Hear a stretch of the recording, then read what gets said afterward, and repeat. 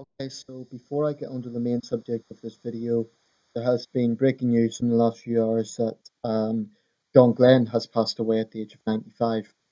Um, I think it's worth mentioning something about this because John Glenn was the epitome of an American hero.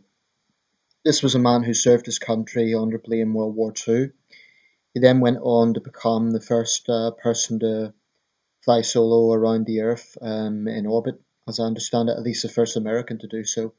And then he went on to serve as a senator for the state of Ohio, and he's passed away at the age of 95, so that's sad news. I can't think of any other year where there's been so many prominent people passing away within 1 year as 2016, but there you have it. Anyway, to get to the main subject of this video, I want to talk about Theresa May's visit to Bahrain.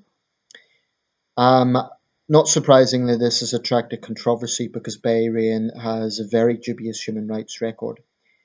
And that is really the subject that I want to discuss. Now, I have had a little bit of a change of view in how I see these things. When I was a bit younger, I was quite reactionary whenever a prime minister would visit a country with a very notorious human rights record, whether it be China or one of the Gulf states or wherever. I would be quite reactionary and very much like, oh, this is terrible. They shouldn't do that. We shouldn't cooperate with them, so on. But I think there are some things to look at here that people need to consider. Firstly, there is an obvious fact.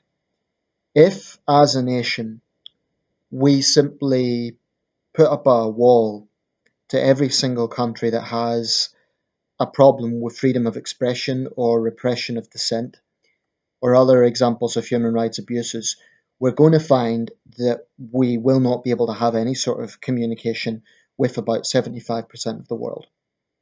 And we would end up basically only communicating with liberal Nordic countries. There is no country in the world that can claim to have an absolutely perfect human rights record, even the Nordic countries. Nowhere. Some are obviously a great deal better than others. But we are now in a post-Brexit situation, or at least in the process of Brexit, and Brexit is going to happen. I haven't been following all these legal battles because I think, to be honest, I think it's just a process at this point. That's why I haven't been following it closely, simply because I can't see a situation where we don't go ahead with it. Um, so we have to be realistic. Now, what the Prime Minister has said is it is not an either-or situation. It's not a case of we do trade and we can't talk about human rights, or we talk about human rights and we can't do trade. What she is suggesting is that it is not an either-or situation.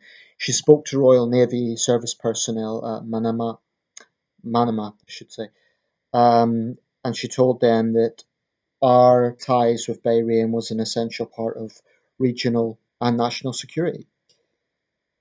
Um, I'll admit, I also feel very uneasy about our ties, especially to Saudi Arabia.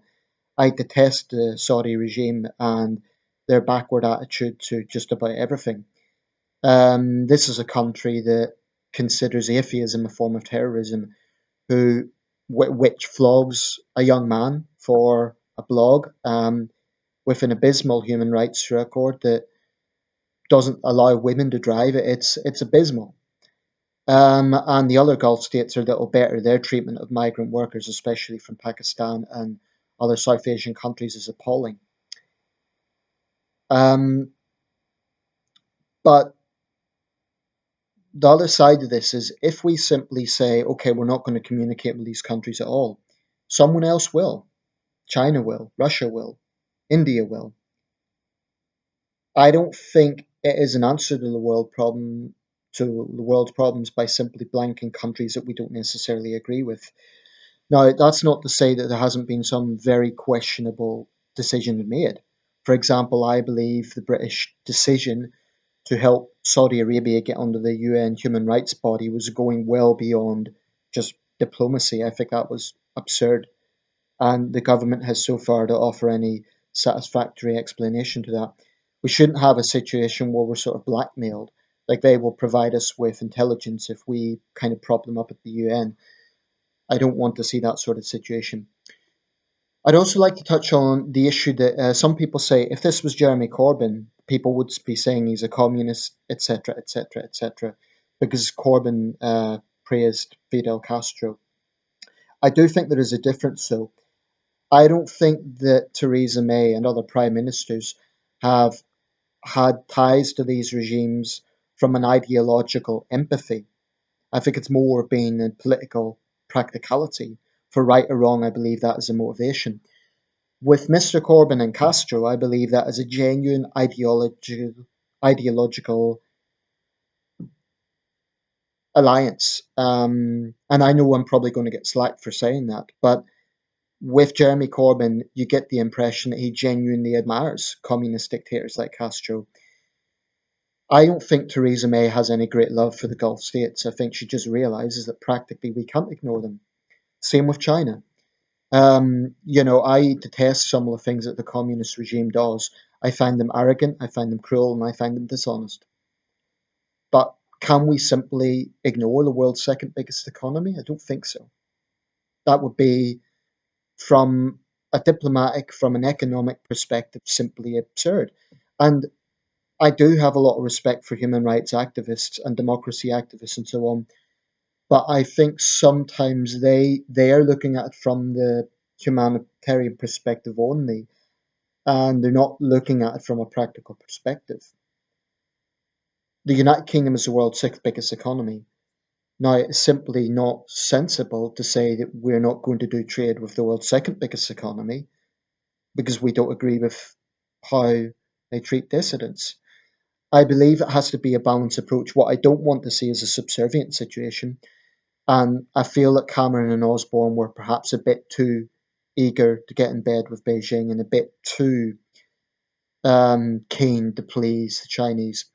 But by the same token, you can't just, for example, I think it would be impractical to stand up on a forum and publicly shame someone you're trying to do a multi-billion-pound trade deal with. And it shouldn't be just about money. It shouldn't just be about trade. Human rights is not a small issue. So I absolutely agree that those issues should never be left off the table. But does that mean publicly humiliating a trade partner by kind of publicly shaming them? I don't think so. I'm not sure if that is the right approach.